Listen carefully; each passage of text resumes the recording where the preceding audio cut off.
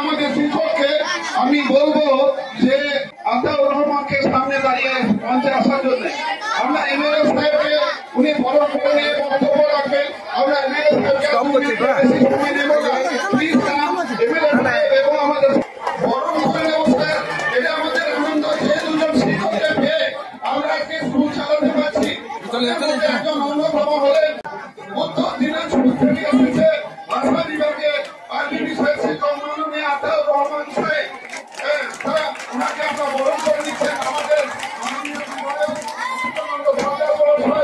এবং আমাদের মাননীয় মহাশয় এবং বসন্ত বাবুরা এবং আমার মনে হয় এই শিক্ষকদের দায়িত্ব হয়ে গেল। এটা আমাদের সবার সৌভাগ্য। আতাউর সাহেবের দায়িত্ব হয়ে গেল। এই এলাকার বিশিষ্ট জনতা আপনাকে বরণ করে নিচ্ছে। এটা একটা আমাদের ভীষণ ভালো